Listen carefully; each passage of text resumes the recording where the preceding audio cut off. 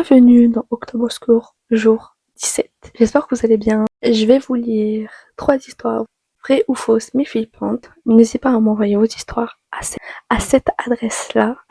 C'est parti.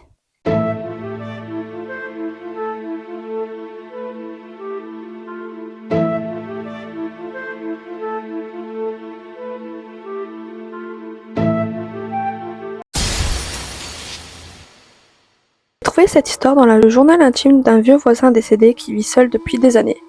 Je suis partie dans le rush pour récupérer mon fils à l'école. Le trafic était plutôt fluide ce jour-là, rien sur ma route à part quelques feux rouges.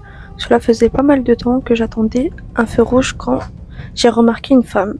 Je n'avais aucune idée de combien de temps elle était tenue debout là à me fixer, mais une fois que je parvenais plus à regarder ailleurs, elle me regardait comme une folle et agitait sa main envers moi en caressant les cheveux de la tête d'un petit garçon.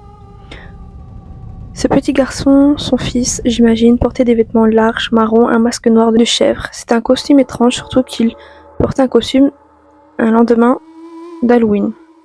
Lui aussi agitait sa main dans ma direction en me fixant à travers ce masque troublant, mais son mouvement semblait inconfortable et forcé. Les yeux de la femme pouvaient voir à travers moi et je pouvais quasiment sentir physiquement son regard s'approcher à moi. Elle ne clignait pas des yeux, je me sentais nue et très tendue. Oh mon Dieu, les yeux du garçon étaient suppliants et imploraient de l'aide. La femme a commencé à devenir impatiente, agitant sa main plus fort à chaque seconde.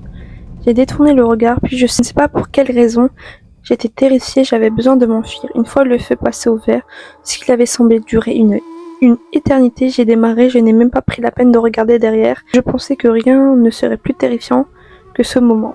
Ensuite, je suis arrivée à l'école et ils m'ont dit que mon fils n'était pas là, ils m'ont dit que ma femme l'avait déjà récupéré. Je n'ai pas de femme. Ils m'ont remis une note en me disant qu'elle avait demandé à ce qu'ils me la donnent. Il n'y avait pas de mots pour décrire ce que j'ai ressenti en lisant ça. Ne dis pas que je ne t'ai pas donné une chance de lui dire au revoir. Poznań, Pologne, 1984. Une mère amène sa fille au marché aux puces. En se promenant dans les allées de la fillette, remarque une jolie poupée de porcelaine en bon état dont 2 doigts de la main sont levés. Elle réclame à sa mère qui demande le prix au vendeur et décide de l'acheter après avoir marchandé le prix. De retour chez elle, la fillette commence à jouer avec sa nouvelle poupée aux yeux bleus, aux cheveux blonds et habillée d'une robe rose en flanelle. Elle tient dans une main une jolie ombrelle rose, mais ne peut rien tenir dans l'autre main à cause des 2 doigts levés. Sa mère doit retourner faire une course et décide de laisser sa fille seule pendant 1 heure en lui disant de continuer de jouer dans sa chambre. La petite fille joue calmement quelques minutes jusqu'à ce qu'elle entend le téléphone sonner et descend dans la salle à manger pour y répondre. Elle n'a pas le temps de parler qu'une voix étouffée lui dit directement: ne joue pas avec ta poupée après minuit, juste avant de raccrocher. Effrayée, la petite fille retourne dans sa chambre et rangea sa poupée au fond de son coffre à jouets. Quelques instants plus tard, sa mère entra et sa fille assise dans un coin de sa chambre. Elle voit que la petite ne va pas, mais celle-ci ne lui parle ni du coup de téléphone ni de sa poupée. Une semaine se passe sans aucun problème jusqu'au samedi suivant. La mère est invitée à une soirée et comme elle n'a pas trop de babysitter, elle décide de laisser sa petite fille seule chez elle, en lui demandant si elle est d'accord. La petite acquiesce et promet de se coucher tôt. Elle part donc en voiture et passe la nuit à cette fameuse soirée. Lorsqu'elle rentre à 1 heure du matin, elle décide d'aller voir dans la chambre de sa fille. Elle dort.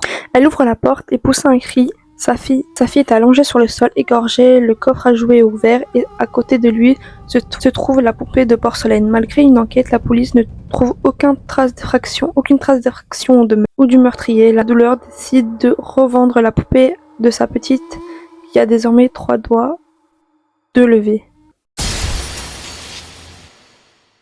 France 2021. Franck et une bande d'amis ont loué un Airbnb dans un immeuble de Marseille. Ils passent leur première soirée à l'appartement à manger et boire en se racontant des vieux souvenirs. Assez tard dans la nuit, la bande d'amis décide d'aller se coucher, mais Franck tourne en rond dans son lit et n'arrive pas à trouver le sommeil. Il entend des bruits dans la voiture. Freiner brutalement en bas de l'immeuble, il décide d'aller voir par le balcon. Il voit 5 jeunes s'entasser dans un corbillard noir duquel sort de la musique fort. Le conducteur baisse sa fenêtre et laisse apparaître un visage gris et effrayant, sur lequel repose une casquette de chauffeur. Il regarde Frank et lui dit « Il reste une place ». Il attend une minute en laissant le moteur tourner, mais Frank ne bouge pas du balcon. Puis la voiture démarre, trompe et disparaît dans la nuit. Le lendemain, Frank raconte l'histoire à ses amis qui trouvent tous que c'est très étrange en lui disant qu'il a probablement rêvé. Frank reste cependant persuadé de ce qu'il a vu. Ils se rendent un peu plus tard au centre-ville et en remontant la rue de l'immeuble, il voit des éclats de verre au sol devant une épicerie. Frank demande à l'épicier ce qui est arrivé, puis celui-ci lui répond qu'il y a eu un accident dans la nuit et qu'un corbillard rempli de jeunes ont foncé dans un mur, tuant les 5 passagers sur le coup.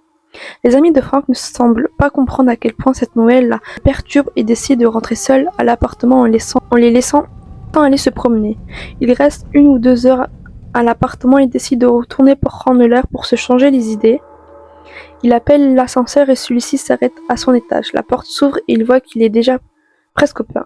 Au milieu de ces visages, il y en a un qui l'interpelle, un homme au visage gris qui porte une casquette de chauffeur et qui lui dit « Il reste une place ». Frank reste tétanisé.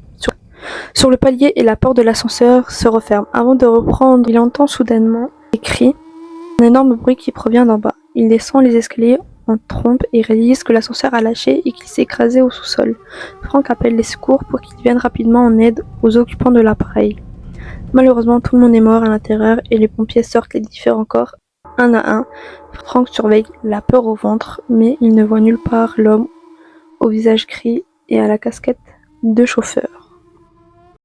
J'espère que ces 3 histoires vous auront plu. Dites-le moi en commentaire, likez et partagez. Abonnez-vous sur mes autres réseaux sociaux. Je vous dis à demain. Bisous.